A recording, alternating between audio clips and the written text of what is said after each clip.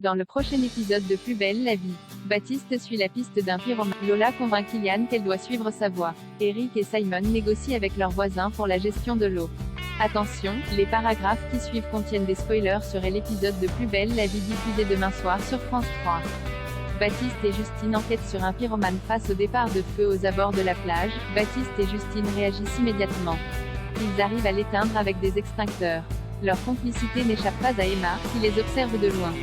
Le lendemain toutefois, Baptiste affirme à son épouse que Justine n'est rien d'autre qu'une collègue de travail et qu'elle n'a pas besoin d'être jalouse.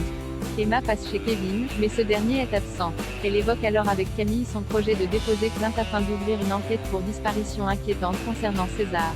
Camille promet de faire passer le message à Kevin, puis détourne le sujet de la conversation sur Justine et Baptiste.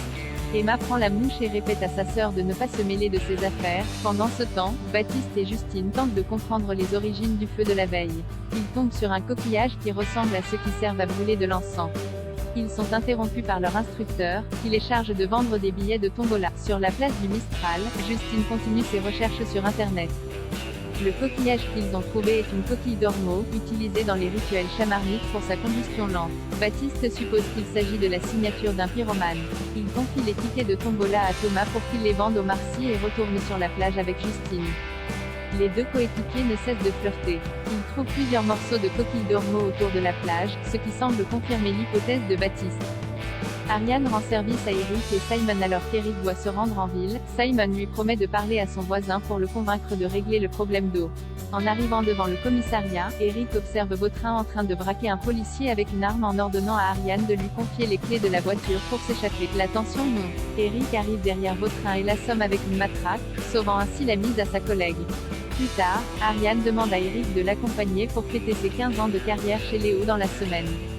Au même moment, Eric reçoit un message de Simon, qui s'avoue vaincu face à son voisin. Eric accepte la proposition d'Ariane à condition qu'elle lui rende un service. Celle-ci se rend chez Roger Mallard afin de lui faire la liste de ses infractions. Quand il cherche un moyen de négocier, Ariane lui suggère de faire en sorte que le canal soit à nouveau irrigué. Kylian a un plan pour sa sœur Lola supporte de moins en moins de rester au Mistral. Elle presse Kylian de convaincre Thomas et Gabriel de la laisser partir seule. Kylian approche d'abord Gabriel et lui fait croire que Lola préférerait avoir un job d'été pour se changer les idées plutôt que de passer des vacances en famille. Kylian a en effet élaboré un plan, faire croire à Thomas et Gabriel que Lola va travailler dans un refuge pour animaux à Gap, où elle sera également hébergée. En réalité, Lola ira faire de la randonnée en solo. Pour rendre son plan crédible, il se crée un faux compte mail pour se faire passer pour la directrice du refuge et échanger avec Gabriel. Convaincu, ce dernier rejoint Thomas au Marcy pour lui en parler. Mais le patron du restaurant estime que c'est une. Gabriel envoie néanmoins un message à Lola en lui donnant l'autorisation de plier bagages.